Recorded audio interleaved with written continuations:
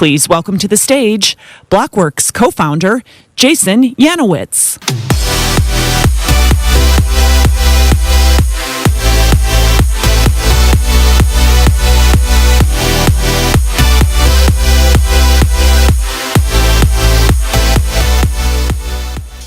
All right, everybody. It's a lot of people. We having a good morning so far? Yeah? Amazing, amazing. I am really excited about our next panel. It's been a phenomenal morning already. That first panel, I don't think anyone can moderate a panel like David and Ryan at Bankless, but I will try my best. Right now, we have an amazing panel about DeFi, the financial backbone of the new economy. We have Constantine from Blockdemon. We have Joe from Foundry. Santiago, unfortunately, could not make it because a lot of New York flights are delayed. So subbing in for Santiago, we have Eric Voorhees from Shapeshift, and we have Josh from Credo. So please give me a warm welcome to help these folks to the stage.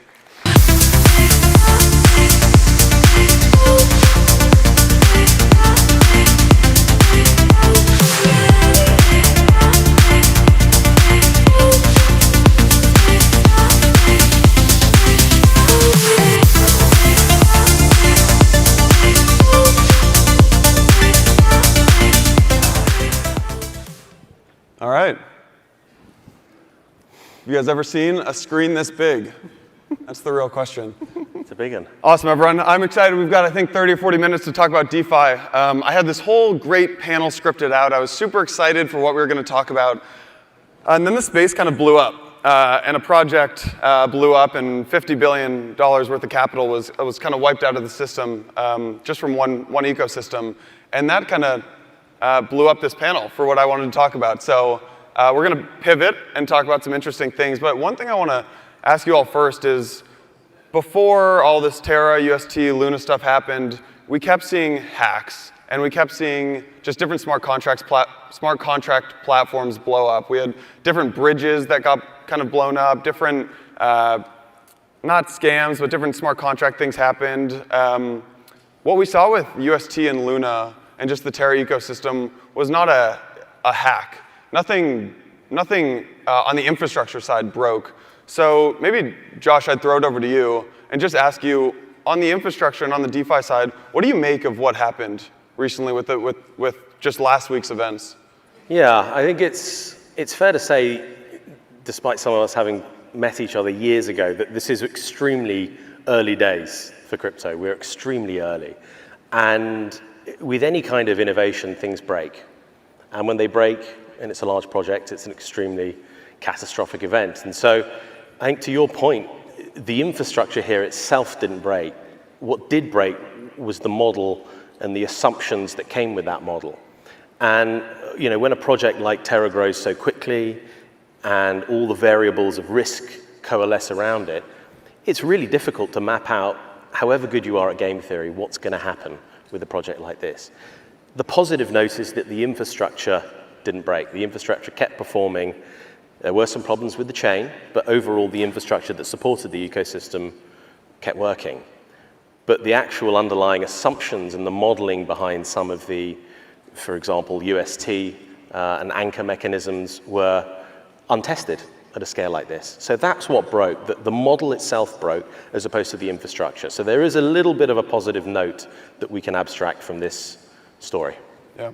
Constantine, I think I'd throw it over to you and just ask, we've got this amazing ethos of, title of the conference, permissionless, we decentralize the world, and we finally have this decentralized stablecoin that we can use, and the whole thing blows up. Does this make you less optimistic about the entire system? Does it make you, was this very concentrated risk and it makes you less optimistic about decentralized algorithmic stablecoins? How does this impact just how you think about using DeFi and just the decentralized infrastructure as the backbone of this new economy? Yeah, sure. Maybe Just to explain my viewpoint into it, Yeah. obviously. So Blockdemon is a node operator. We're the largest node operator in the world. We run nodes for transaction throughput, data reads, validation, and then yield earning. And we do that for the 50 largest protocols. So we run a lot of hard physical infrastructure. We also obviously run infrastructure on Terra, and we have API products, RPC nodes, validators. We had the whole shebang up, and technically it was a really, actually fairly sophisticated network compared to some of the others.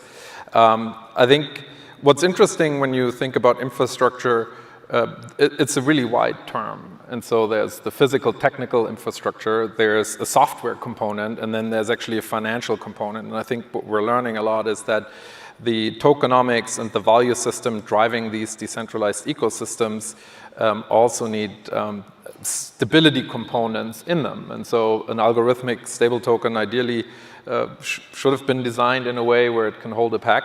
But the question is that mathematically possible if you have, ultimately, an attacker with massive resources? And one of the complexities is the interconnectivity of all these different protocols. You mentioned the bridges and all those things, as well as the 24/7 tradability of all these different assets. And so all I would say is, from my perspective, I'm super excited about even probably algorithmic stable tokens, but I think you need insurance products.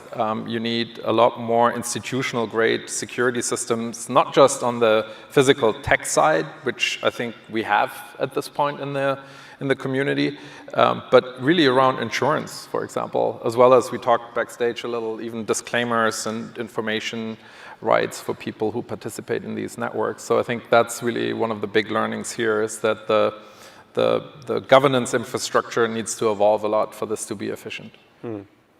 How could governance have fixed this?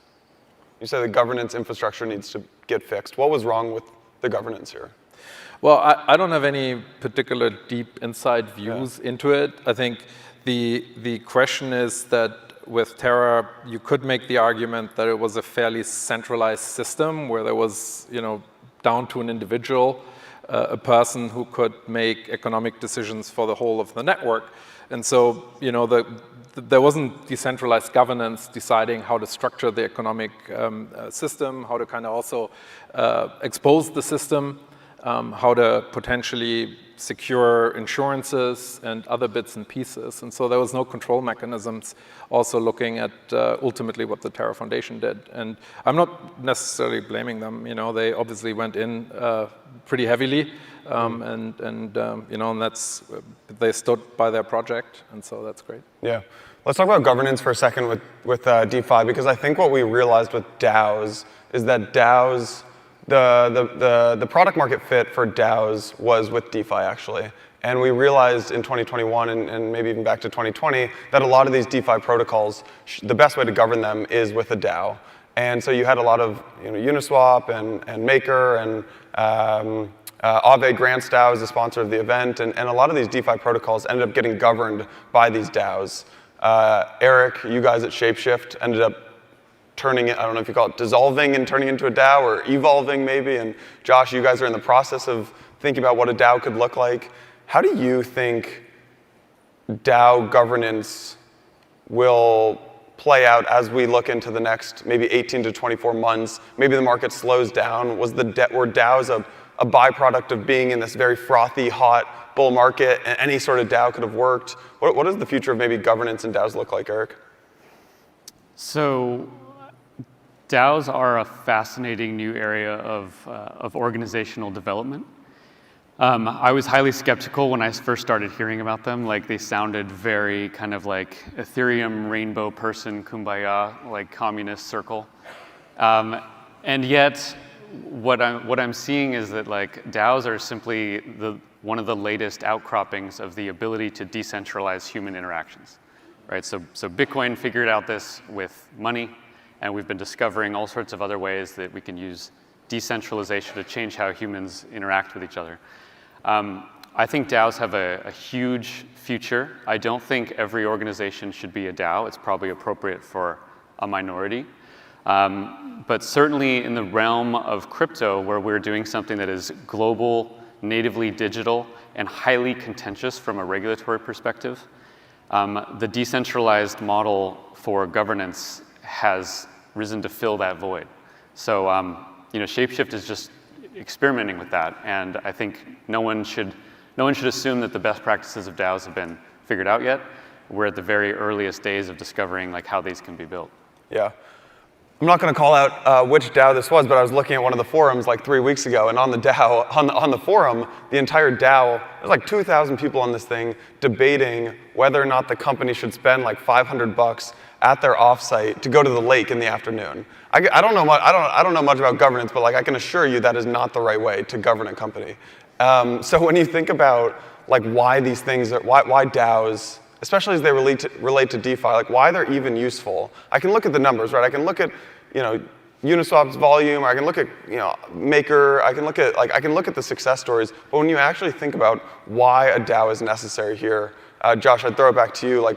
Why are you guys thinking about this model? Why is it better? Yeah, DAOs for the sake of DAOs are a recipe for failure because it can tend to become, this purist direct democracy model where everybody has a voice on absolutely every decision. So that decision that you've referenced there is a great example of that. Now, from our perspective, really what Credo does is it's a decentralized custody and settlement platform. We use a blockchain to track the assets that sit within our custodial technology.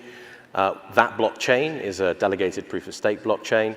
So that piece of the business, the development of that chain, the ongoing iteration of that chain, we think will fundamentally benefit from being part of a decentralized governance process.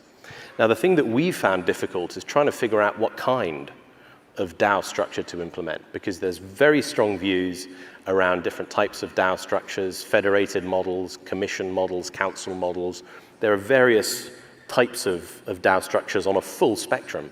So for us, what we've been struggling with and getting our brain around is exactly what kind of DAO would add the most value to the ongoing development of the Credo chain. But what we have really strong conviction on is that the wealth of kind of insight and ideas that comes with decentralizing your governance process definitely outweighs some of the logistical problems that it may bring. We want to move fast, but we want to move fast in a way that takes into account the best ideas and minds in this space.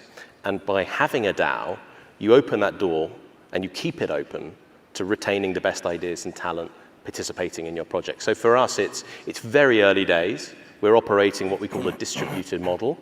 Very soon, we want to start the actual DAO model, and I'm sure there are going to be various iterations within that. And I'm sure I'm going to be calling Eric up, asking him for some tips, because he's been through it before. I'll add that probably the best thing about DAOs when structured correctly is that they reduce friction in lots of things that a corporation might see friction in. So to give one anecdote, so Shapeshift was a centralized company for 8 years, and when we wanted to hire someone, we would have to go through this whole HR nonsense, like this whole recruiting bullshit that depends not only on where we're hiring them from, but where the person is located. So we would have to analyze the HR law of two countries, many rules of which were designed decades ago, and many of the newer rules are even worse. And it got so bad, such high friction with hiring someone that, for example, we had a corporate policy that we would never hire anyone in the country of France, right? So, how many wonderful, talented individuals are in France? Millions. But we would not hire them because in France, you can't really fire people without months of work and bureaucracy. And so that's a friction point. And as an organization, there were just swaths of the world that we couldn't ever work with. As a DAO, that concern goes completely away. If we find an interesting person that we want to work with, we just work with them. It's very civilized, right? They say what they'll do, we say what we'll pay, and we just work together. And it reduces the friction. I think when designed well, that's the real benefit of these DAOs, is that they just let people get back to building together as humans and get away from all the corporate bureaucracy that's built up over 2 centuries. So it's basically regulatory arbitrage? Yeah, yeah. I mean, capital and talent flow to where the friction is lowest. Yeah. I think that's a law of the universe. And DAOs, when designed correctly, are that lowest point in friction. So that's why we're seeing attention flow into it. Yeah, I want to bring it back to DeFi a little bit. One of the things that DeFi has been, has really found product market fit with is just borrow and lend. And Joe, I'd throw it over to you. You guys are you're not a DAO, you're a centralized company, and you do a lot of financing for miners, right? How do you think about how DeFi just plays into your business? Yeah, so with the mining business, we've got the #1 Bitcoin mining pool at Foundry. We've deployed about $500 million into the ecosystem of Bitcoin between financing, the Bitcoin mining pool, and some of the other things that we do. And so when it comes to DeFi on the mining side specifically, we are in talks all the time with the top miners and thinking about with them how they can manage their risk, what their needs are in terms of the mining pool. And what we're seeing happening is that although crypto is still very nascent, the miners are the most experienced folks in the ecosystem many times. And so to give an example, they're typically very worried about their costs, and that's typically the mining machine costs, the electrical costs. But they're very good at cutting those costs, lowering them, squeezing out margin however they can. And so something we've seen them do is traditionally when they mine the Bitcoin, they would sell it, cover costs, hold it on their balance sheets, and that was it.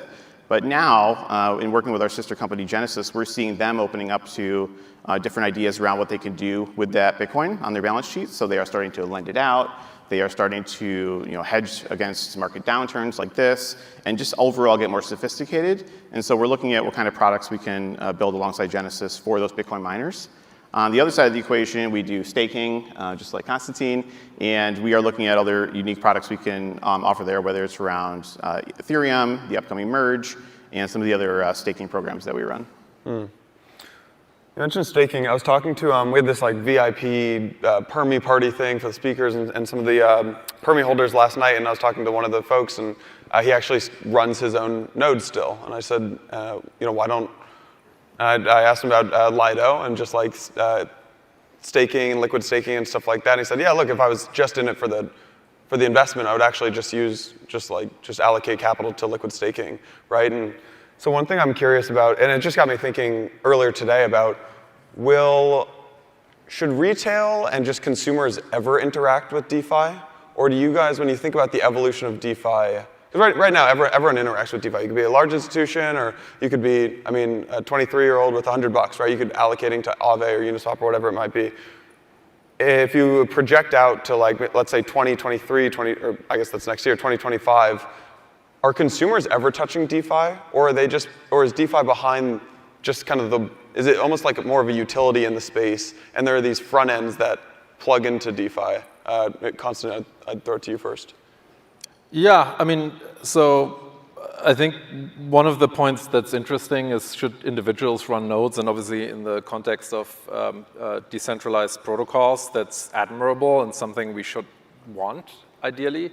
The reality often, specifically when it comes, for example, to staking networks, is that there's a lot of risk in doing so, right? And also the technical requirements in order to run infrastructure that ultimately supports the network can be very time and resource intensive, which is why you have companies like Foundry or Blockdemon who really do this probably mostly for institutional grade customers, right? And so we run this infrastructure as a B2B2C company. So from that end, I agree with that statement, is ultimately we run the sort of backbone for, let's say, an exchange who allows their customers to earn yield across certain products. And so ultimately it's I think as a mass product, you need intermediaries for a while, probably, mostly because interacting with software is never a linear experience over time, right? So there's updates to software, there's all these sort of different things. So interacting with a smart contract as an individual can be fairly complex, and you can make mistakes and lose a lot of assets. And so then again, we talk about insurance products and underlying sort of stability here and stuff. But I think it's interesting that for Ethereum specifically, that on one hand, there's an interest in the community to have individuals run their own validators. On the other hand, there's also a risk that you get slashed and lose assets. And so, and so the disclaimers, again, on that should be a little more clear. Like, what are the exact performance requirements so you as an individual can operate your own node in order to help secure the network, or do you interact with one of the parties here in order to do so? So there's a lot of different ways to do it. I think it takes a little bit of each to find the right structure over time. But I think we're really still in experimentation phase, ultimately. I mean, it's really very, very early still, specifically on that level, like who should run nodes and how. I think it'll change a lot over time. Yeah. Josh, I'll throw this next one to you. Santiago and I had Olaf Carlson-Wee from Polychain on the podcast last week, and one thing that he mentioned, he said, like the kind of CeFi companies will be the on-ramps, and the reason being, they can plug in with the banks. DeFi will own the order books. So again, CeFi owns the on-ramp, DeFi owns the order books. Would you agree or disagree with that? Interesting. I think historically DeFi has been really difficult to access for most people. If you say to them, you've got to open your MetaMask, you've got to plug your ledger in, you've got to add an RPC network, you've got to make sure the token's been added, most people will look at you like you're a lunatic. It's really difficult to get your average person to do their first transaction. And I mean your average person, maybe not the people in this room, but your average person. So the friction associated with being involved in DeFi is pretty high, and it has been historically. Now, what we're seeing is and a great example was what you saw at the Coinbase presentation earlier, is making the entry point into DeFi easier and easier.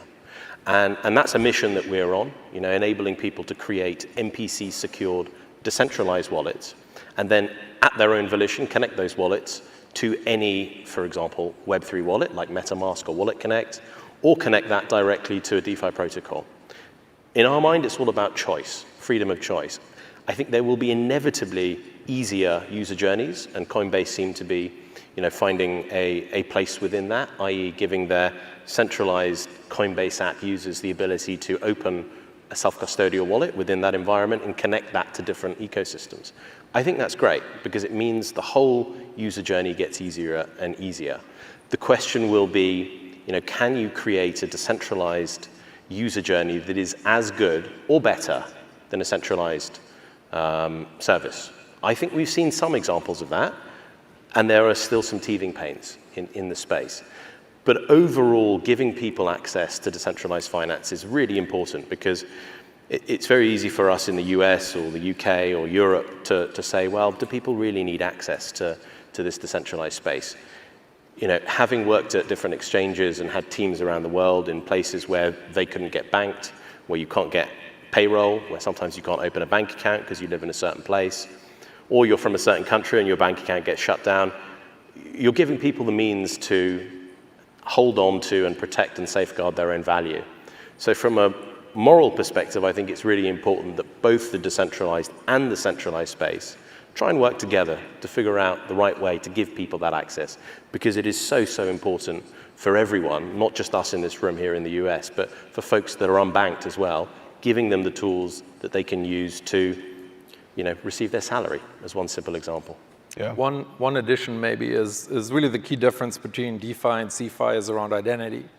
And so that's really currently the really big issue is we're actually still due a solid identity product, I think, in crypto that solves a lot of the issues that we still experience in the flow, right? And so the whole context of DeFi is that the question is anything that has KYC DeFi, right? And so the identity products are really the reason why CeFi is so attractive. We run a lot of CeFi infrastructure for banks and stuff, where a lot of the regulatory requirements require background checks on individuals who hold assets and stuff. And so I think until you have a really cool, I don't know if it's a ZK product or whatever it is, an identity product that can seamlessly slot into these systems, you'll always need CeFi on-ramps. That's one of the thought exercises I go through just for fun in my head is how do the banks adjust to DeFi? And one of the things they have going for them is distribution. And I know everyone's kind of anti-bank, and that's not really the ethos here, but they have distribution. And if we think to NBA Top Shot, for an example, what that did was it basically made blockchain invisible behind the scenes, but you had digital ownership over those moments. And so folks could just come in. I had a lot of friends who didn't have any blockchain experience, but they went on NBA Top Shot, bought some moments, thought it was cool, and they were guaranteed that that was a finite amount of that moment. I've done a lot of work with sports cards and investing in sports cards and things like that. You never know how many LeBron rookie cards are really out there unless it's a serial numbered one. And even then, you're not always sure because there's a lot of fakes. So I think about, do the banks build their own L2s? Do they each have their own L2? And then, for the user, they simply log in and click a button and they're getting a higher percentage yield because it's generated differently than traditional ways that the bank would create that interest. And I think it's just an interesting thought exercise around the product experience again, because that's what I try to look through everything through is the product experience. And I think we do have a lot of ways to go with DeFi, whether it's disclosures or not, but giving people the freedom they deserve, but also making it somewhat predictable. Joe, you're scaring me. I heard a saying that when we start talking about enterprise blockchain again, that's how you know we're in the heart of the bear market. And got to get through it. Got to work it out. You just mentioned it, my friend. But actually, I think you touched on an important part. So banks own, you said, the distribution, but really what you're talking about the users, and they have the capital. Everyone, we all hate the banks, but I still use my bank account that I got like when my mom signed me up when I was a kid, I'm sure, right? And so even though I hate it, but the downside of these banks is that like on my bank account I have no interest. I think they even just took away the idea of interest in my checking account. I don't even think they're lying and saying you get 0.001. I think they just said it's 0.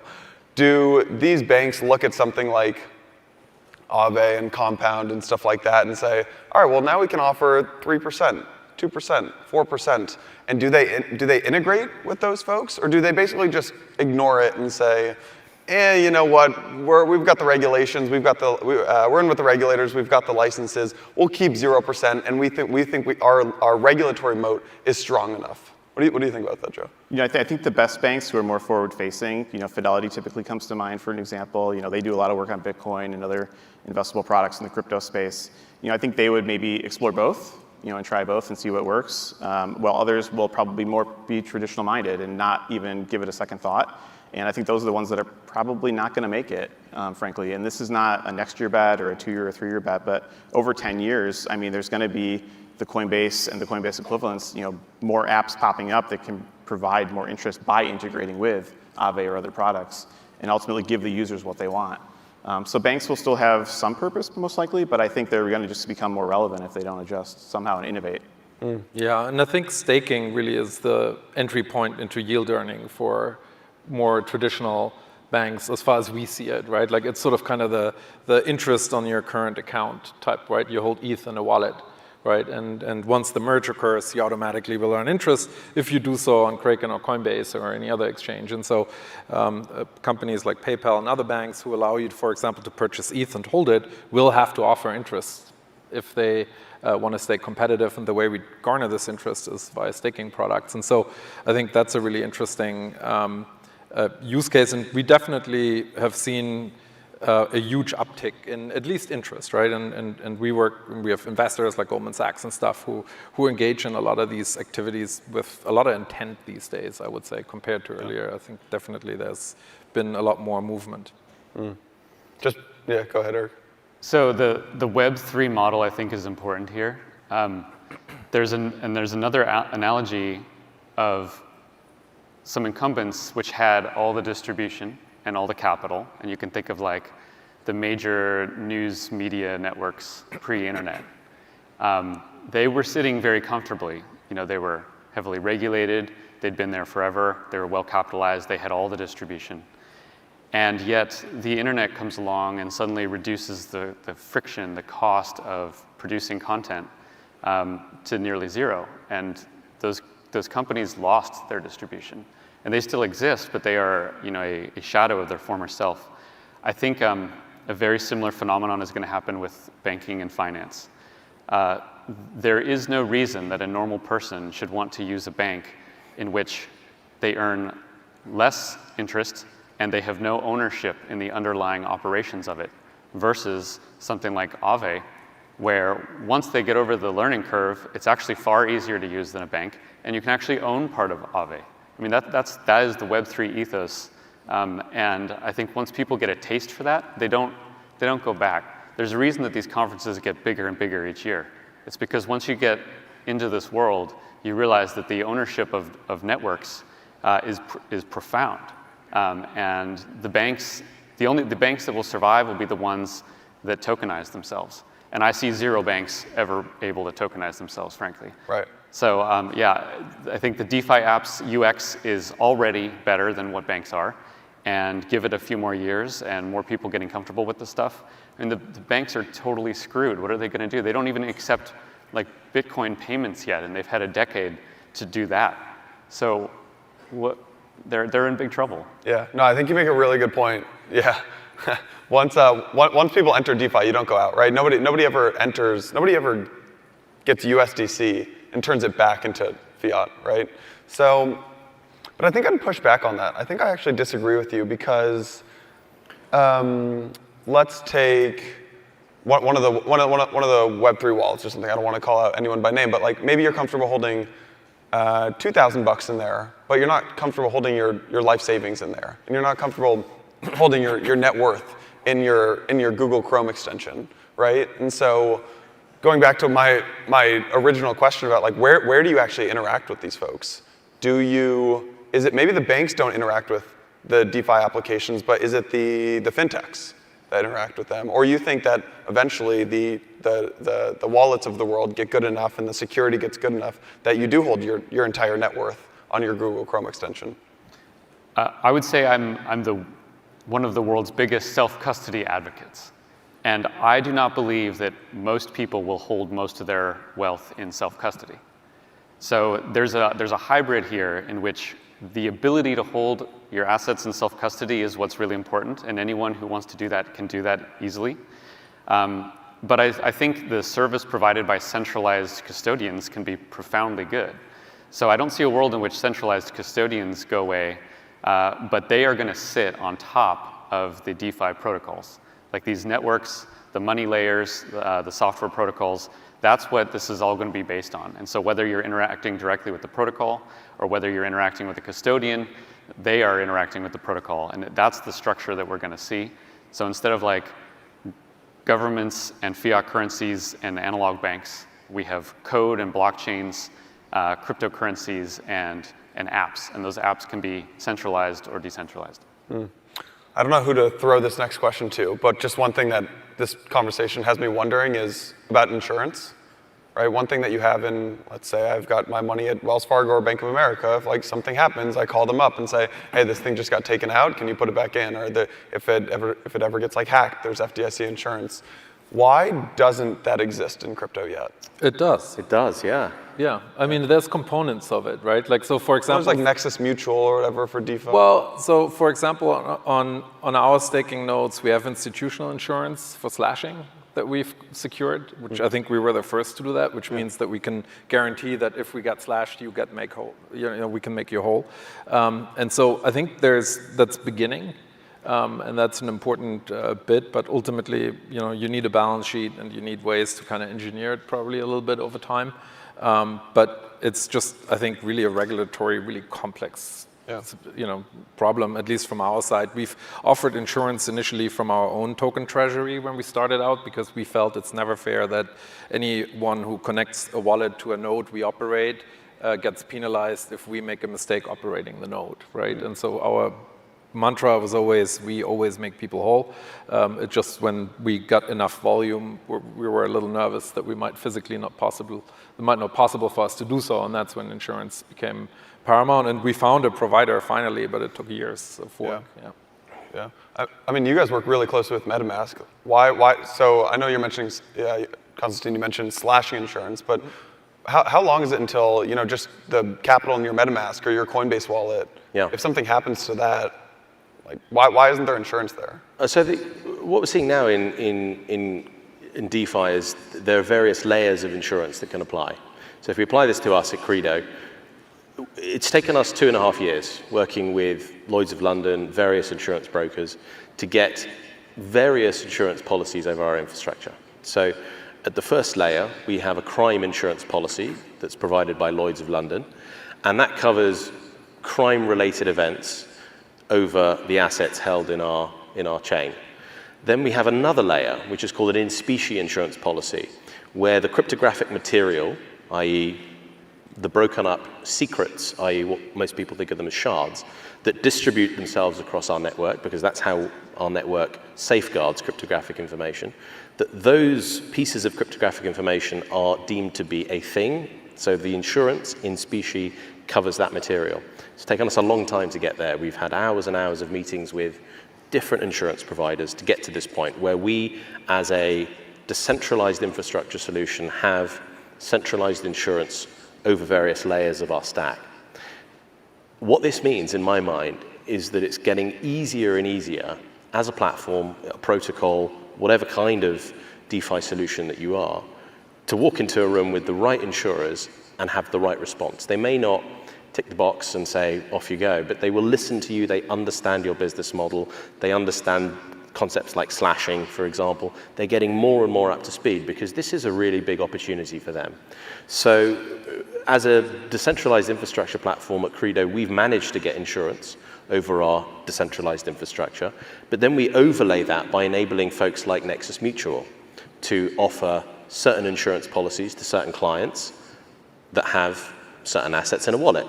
So various layers of insurance start to apply to your activity in DeFi. And one could say that this is even more protection than exists in the centralized space.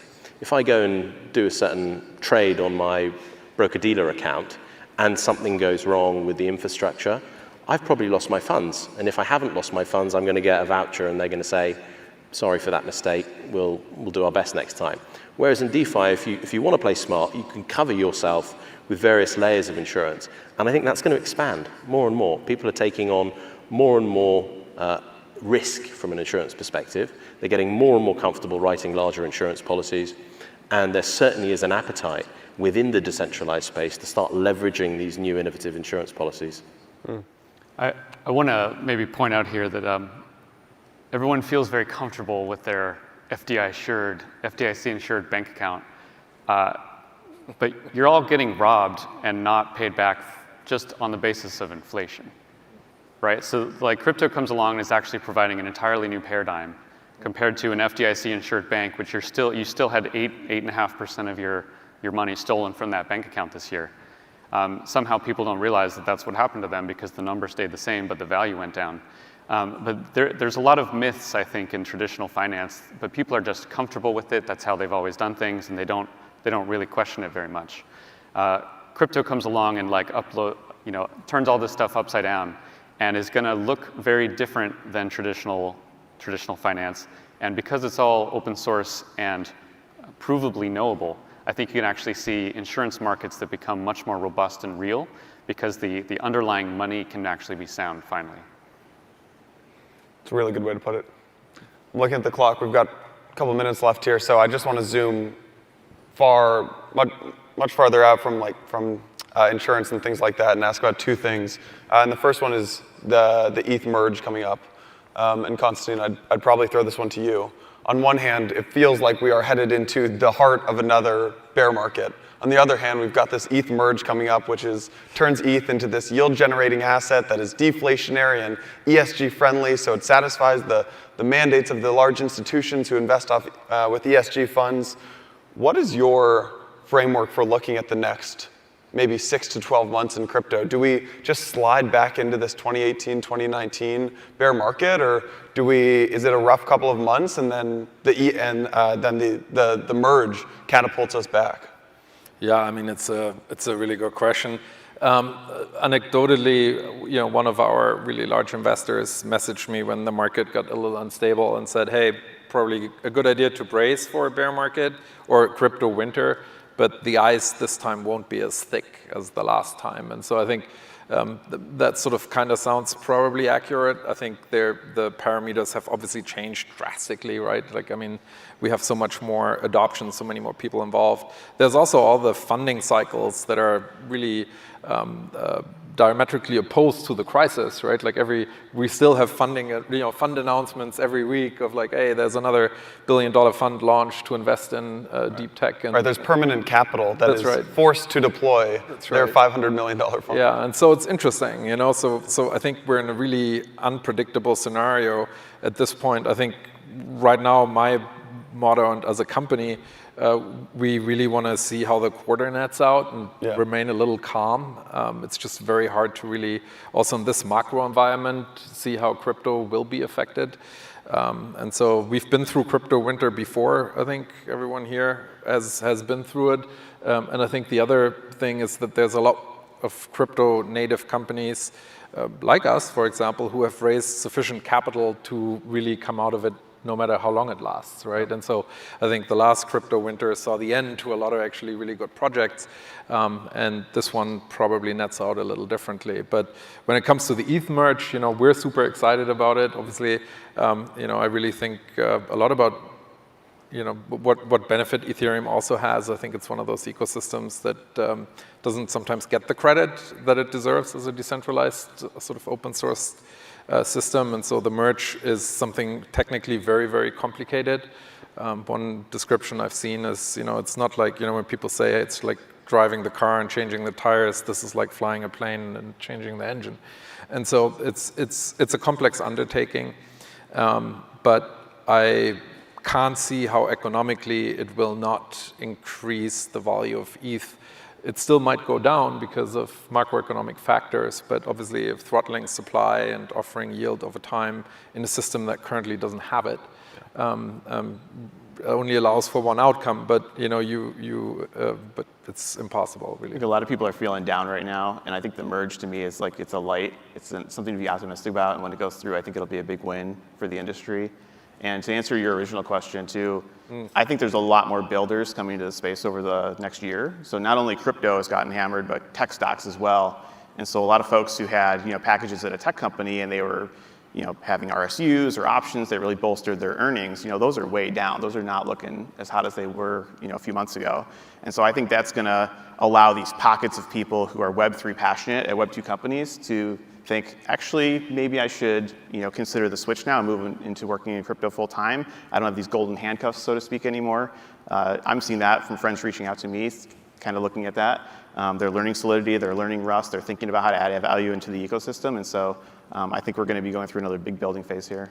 Amazing. All right, everyone. We're up on time. I think we could do this conversation for maybe 3 more hours, but unfortunately, we are out of time. We have more amazing speakers, so please help me give everyone a big round of applause. Thank you, everyone. Thank you, man. Nice one.